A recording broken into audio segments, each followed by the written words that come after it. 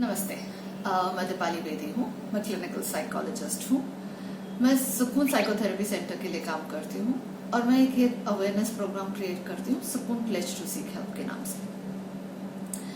मेरे पास एक सवाल लोग बार बार पूछते हैं कि हम दिमागी प्रॉब्लम्स के बारे में, डिप्रेशन के बारे में अब सुनते तो हैं और हमें पता भी है कि हमें कई बार ज़रूरत होती है, पर हमें ये नहीं पता कि किसके पास जाएं, क्या मदद करेंगे और एग्जैक्टली कैसे होगा।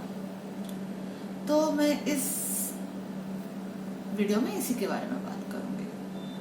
सबसे पहले साइकियाट्रिस्ट की बात करते हैं। साइकियाट्रिस्ट कौन होते हैं?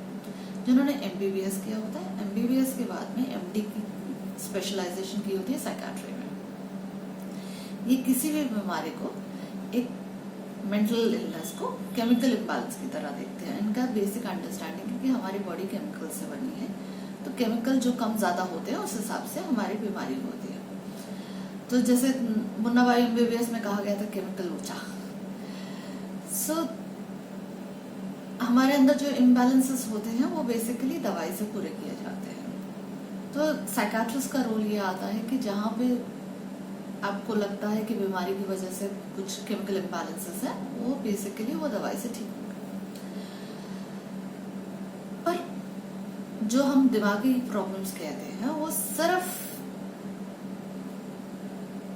केमिकल इम्बैलेंस ठीक करने से नहीं ठीक होते हैं। अगर माहौल ऐसा है कि अगर घर में हर वक्त अब्यूज चल रहा है, हर वक्त मार कुटाई चल रही है, या आप एक ऐसे हस्बैंड के साथ में रहते हो जो हमेशा वो आपको चीट कर रहा है, या इस वक्त कोरोना हो रखा है, बाहर के ऐसे माहौल है, या खुद के अंदर मैं ज्यादा चिड़चिड़ी हूँ, मैं ज्यादा गुस्से वाली हूँ, या मैं बहुत हर बात में दब जाती हूँ, मैं बहुत ज्यादा सह लेती हूँ, ये भी सब अल्टीमेटली प्रॉब्लम क्रिएट करते हैं, मेंटल प्रॉब्लम क्रिएट करते हैं। या मेरे प्रोफेशन में ऐसा है कि बहुत ज्यादा लोड होता है, मैं उसको संभाल नहीं पाती हूँ, मेरे एक्सपेक्टेशन, मेरे बॉस मेरे से बहुत एक्सपेक्ट करता है, या मेरे प्रोफाइल मेरे से बहुत ज्यादा एक्सपेक्ट करते हैं। तो इन अलग अलग चीजों की वजह से भी आपको मेंटल प्रॉब्लम्स हो सकते हैं। कई ऐसे और होते हैं, हर केस में डिफरेंट आता है इशू। तो मेंटल प्रॉब्लम को सॉल्व करने के लिए एक तो हमें वो केमिकल इम्बैलेंस के ऊपर देखना है, पर हमें इन चीज़ों पे भी ध्यान देना है। इन चीज़ों पे जो काम करने में मदद करता है, खुद का स्वभाव हो, आसपास का माहौल हो, इन चीज़ों पे बेसिकली जो कोशिश करता है वो क्लिनिकल साइकोलॉजिस्ट होता है। साइकियाट्रिक बीमारी, हर तरह की साइकियाट्रिक बीमारी के ऊपर जो अदर फैक्टर्स हैं, साइकोलॉजिकल हो गए, पर्सनालिटी हो गई, एनवायरमेंटल हो गए, ये सारे चीज़ों पे काम करने के लिए मदद एक क्लिनिकल साइकोलॉजिस्ट करता है। तो क्लिनिकल साइकोलॉजिस्ट कौन होता है, उसकी प्रैक्टिस क्या होती है? वो बेसिकली एमए करने के बाद में, ग्रेजुएशन और एमए दोनों साइकोलॉजी में करने के बाद में एमफिल करता है क्लिनिकल साइकोलॉजी में। और वो जो एमफिल है वो 2 साल की होती है, आरसीआई रजिस्टर्ड होती है। वो जैसे एमबीबीएस और एमडी जो होती है वो मेडिकल काउंसिल ऑफ इंडिया देखता है। जो क्लिनिकल साइकोलॉजी होती है, जो एमफिल होती है, उसका वो basically rehabilitation council of India देखता है। तो यहाँ पे क्लिनिकल साइकोलॉजिस्ट का रोल आता है। क्लिनिकल साइकोलॉजिस्ट आपको इन फैक्टर्स को डिफरेंट तरीकों से काम कर सकते हैं। वो बेसिकली कई जगहों पे, अगर आपके गुस्से का है तो गुस्सा कैसे मैनेज करना है, क्योंकि गुस्सा अगर आ रहा है, गुस्सा एक नेचुरल प्रोसेस है, पर उसको मैनेज कैसे करना है, उस प्रोसेस में आपको हेल्प करेगा। अगर बाहर का प्रॉब्लम है, अगर मैरिज में इशू है, या पेरेंटल अब्यूज है, या सेक्सुअल अब्यूज है, तो उस हालात से आप अपने आप को निकाल कैसे सकते हैं, उससे लड़ कैसे सकते हैं, और उससे अपने दिमाग से कैसे निकाल सकते हैं, उन चीज़ों पे डिस्कशन। साइकोलॉजिस्ट का रोल यहाँ पे कंपैशनेटली आपको सुनना है, नॉन जजमेंटल सपोर्ट देनी है, एक इंटरप्रिटेशंस, अंडरस्टैंडिंग्स देनी है, पर ये प्रोसेस है जिसमें एक इम्पॉर्टेंट फैक्टर ये चीज़ रियलाइज कीजिए कि साइकोलॉजिस्ट एक कैटलिस्ट है जो आपका ये इस प्रोसेस में आपकी मदद करेगा। पर ये प्रोसेस आपको खुद चलना पड़ेगा। क्योंकि मैं क्लिनिकल साइकोलॉजिस्ट हूँ, मैं इसके बारे में थोड़ा सा और डिटेल में बात करना चाहूँगी कि ये बहुत बड़ी एक्सपेक्टेशन होती है जब आप क्लिनिकल साइकोलॉजिस्ट या साइकोलॉजिस्ट के पास जाते हैं कि बेसिकली आपने ठीक करना है। नहीं, हमने नहीं ठीक करना है। हम सिर्फ आपको इंटरप्रिटेशन दे सकते हैं। हम आपकी ब्लाइंड स्पॉट्स क्या है, आपके डिफेंसेस क्या है, आपकी अनकॉन्शियस थॉट्स क्या है, हम जिस थिंकिंग से हम जिस प्रोसेस को यूज करेंगे हम उस हिसाब से आपको इंफॉर्मेशन दे देंगे। आपकी फैमिली में डायनामिक्स क्या है, आपके थॉट प्रोसेसेस कॉग्निशंस क्या है, आपके बिहेवियरल लर्निंग्स क्या है, हम इन चीज़ों के बारे में बात कर सकते हैं। हम आपके पेरेंटिंग के बारे में बात कर सकते हैं। हम आपको जो चीज़ें आप नहीं देख पा रहे हैं हम वो दिखाने की कोशिश कर सकते हैं। पर उस रास्ते पे आपने चलना है। ये एक प्रोसेस है जिस रास्ते पे आपको चलने की हम सिर्फ एक साथ में चलने के लिए आपके साथ में मदद कर सकते हैं। ये प्रोसेस आपने चलना है। सपोर्ट के लिए हम खड़े होंगे।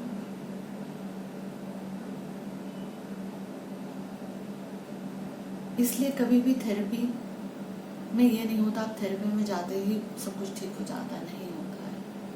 इसको एक प्रोसेस को चलना पड़ता है। उसमें वक्त लगाना पड़ता है, उसमें मेहनत लगानी पड़ती है, उसमें बदलाव लाने पड़ते हैं। सो साइकोलॉजिस्ट से ये एक्सपेक्ट किया जाता है, क्लिनिकल साइकोलॉजिस्ट से ये एक्सपेक्ट किया जाता है। सो क्लिनिकल साइकोलॉजिस्ट को बेसिकली कम से कम एक एमफिल की डिग्री होनी चाहिए जो कि आरसीआई रजिस्टर्ड होनी चाहिए। उनके पास आरसीआई का नंबर होता है, सीआरआर नंबर हमें मिलता है, हमारे पास वो होता है। काउंसलिंग साइकोलॉजिस्ट का अभी तक कोई ऐसी गवर्निंग बॉडी नहीं है जो देखेगी काउंसलिंग साइकोलॉजिस्ट होते क्या हैं। बट हम उम्मीद करते हैं कि वो मास्टर्स के बाद में कुछ स्पेशलाइजेशन करेंगे। जो नहीं करते हैं उनके पास प्लीज अपनी गारंटी से चाहिए। हम उसके बारे में कुछ कह नहीं सकते हैं। इसके बाद में जो रिकॉग्नाइज्ड प्रोफेशनल है वो है रिहैबिलिटेशन काउंसलर, रिहैबिलिटेशन साइकोलॉजिस्ट। वो फिर से ऐसे प्रोफेशनल्स होते हैं जो बेसिकली मास्टर्स के बाद में रिहैबिलिटेशन काउंसलिंग एमफिल करते हैं या स्पेशलाइजेशन पीजी डिप्लोमा करते हैं रिहैबिलिटेशन में। वो बेसिकली जो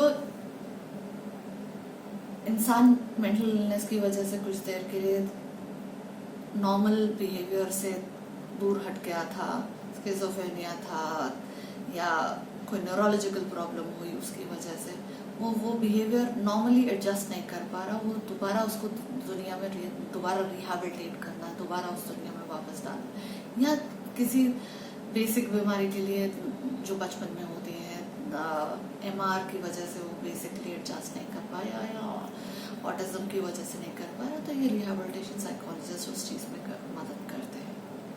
तो यहाँ पे रिहैबिलिटेशन साइकोलॉजिस्ट का रोल आता है। साइकोथेरेपिस्ट, इंडियन गवर्नमेंट कोई भी साइकोथेरेपिस्ट को रिकॉग्नाइज नहीं करती है, बट इंडिया में एक Indian psycho analytic society of India है जिसमें साइको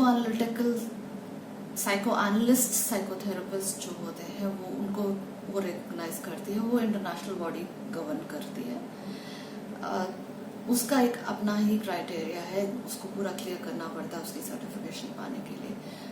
साइकोथेरेपिस्ट ये मोर फ्रॉइड के हिसाब से चलते हैं कि बचपन की वजह से आपके जो एडजस्टमेंट इश्यूज में आए हैं, आप में जो पर्सनालिटीज में इश्यूज आए हैं उस चीज़ में मदद करते हैं। बाकी भी साइकोथेरेपिस्ट है इंडिया में, बट वो ज़्यादातर या तो बाहर से ट्रेनिंग लेके आते हैं क्योंकि इंडिया में कोई रिकॉग्नाइज्ड ट्रेनिंग्स नहीं है। अगर अब शायद निम्हांस वालों ने शुरू किया है एमफिल के बाद में एक फैमिली थेरेपी का उन्होंने ट्रेनिंग शुरू की है, बट अभी तक कोई मेजर ऐसी ट्रेनिंग्स इंडिया में नहीं है जो बेसिकली स्पेसिफिकली आपको किसी पर्सनालिटी के लिए, किसी साइकोथेरेपी के लिए ट्रेन करती है। तो ज़्यादातर ये साइकोथेरेपिस्ट बाहर से या मास्टर्स करके आते हैं या स्पेशलाइजेशंस करके आते हैं या PhDs करके आते हैं, बट इंडियन गवर्नमेंट इनको रिकॉग्नाइज नहीं करती है। But there are good lot of people in that, वो जिस थेरेपी में स्पेशलाइजेशन करके आते हैं उस थेरेपी के फॉर्म से वो देखते हैं। पर अगेन इंडियन लॉ जो लीगल सिस्टम है उसके हिसाब से ये साइकाट्रिक बीमारियों को देखने की अभी परमिशन नहीं है इनके पास। तो साइकाट्रिक बीमारियों को देखने की परमिशन या एक साइकाट्रिस्ट के पास है जो मेडिसिनल एंगल देखता है कि दवाई का एंगल के बेसिकली केमिकल्स कहाँ क्या है। दूसरा है क्लिनिकल साइकोलॉजिस्ट जो बाकी सारे एरियाज है कि साइकोलॉजिकली क्या हो रहा है, आपकी पर्सनालिटी क्या है, सोशली क्या हो रहा है, आपके प्रोफेशन में क्या हो रहा है, उन चीज़ों को हैंडल करने की कोशिश करते हैं। और रिहैबिलिटेशन साइकोलॉजिस्ट होते हैं जो बेसिकली आपको दोबारा सोसाइटी में कैसे एडजस्ट करना है उस चीज़ के लिए सिखाते हैं। पर एक और कैटेगरी होती है स्पेशल एजुकेटर्स, ये स्पेशली बच्चों के लिए है जो बेसिकली ये भी इसका भी control basically rehabilitation council of India करती है। जो पढ़ाई मेंटल इलनेसेस की वजह से जो बच्चों के ऊपर डेवलपमेंटल बेसिकली इलनेसेस की वजह से जो उनके ऊपर इम्पैक्ट है, उनकी एजुकेशन के ऊपर जो असर पड़ रहा है उसको ठीक करने के लिए एक टीचर्स, स्पेशल टीचर्स होती हैं, स्पेशल एजुकेटर्स होते हैं जो स्पेशल बच्चों को हैंडल करने के लिए तैयार किए जाते हैं। तो इनकी भी जो डिग्रीज होती हैं, इनकी भी जो क्वालिफिकेशंस होती हैं, इसको बेसिकली RCI कंट्रोल करता है। सो ये मेजर लोग हैं जो बेसिकली मेंटल हेल्थ इलनेसेस में काम करते हैं और इस तरीके से काम करते हैं। तो आप अपना कंसर्न के हिसाब से आप इनमें से किसी के पास जा सकते हैं। So this is what I wanted to say in this video. Thank you.